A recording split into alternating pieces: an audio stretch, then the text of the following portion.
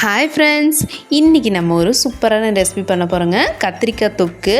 வாங்க எப்படி செய்கிறதுன்னு பார்க்கலாம். ஃபஸ்ட்டு ஒரு கடாயில் எண்ணெய் ஊற்றிக்கோங்க. எண்ணெய் நல்லா காஞ்சதுக்கப்புறமா கடுகு போட்டுக்கோங்க. கடுகு பொரிஞ்சு வந்ததுக்கப்புறமா வெந்தயம் போடுங்க. நல்லா வெந்தயம் பொரிஞ்சதுக்கப்புறமா நல்லா பொடிசாக நறுக்குன சின்ன வெங்காயம் கொஞ்சம் போடுங்க. வெங்காயம் நல்லா வதக்கிக்கோங்க. வதங்கினதுக்கப்புறமா ஒரு ஸ்பூன் மஞ்சள் தூள் ஆட் பண்ணுங்கள்.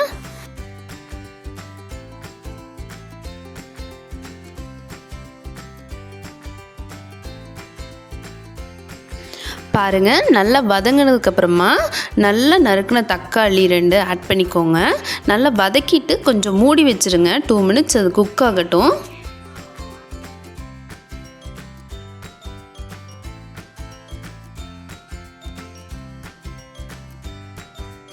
இப்போ தக்காளி நல்லா குக் ஆயிடுச்சுங்க.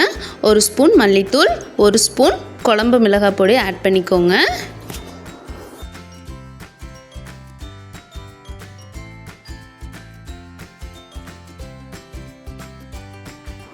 பாருங்கள், மசாலா நல்லா கிரேவி மாதிரி வந்திருக்கு.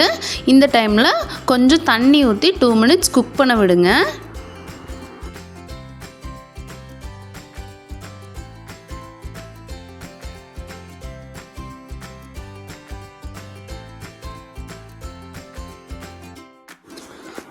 பாருங்கள், நல்லா எண்ணெய் பிரிஞ்சு வந்துருச்சு. இந்த டைமில் கத்திரிக்காய் ஆட் பண்ணிக்கோங்க.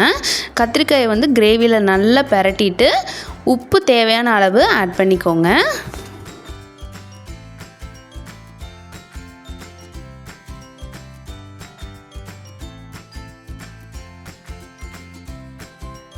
ஒரு 10 மினிட்ஸ் நல்லா குக் ஆகிறதுக்காக மூடி வச்சுருங்க.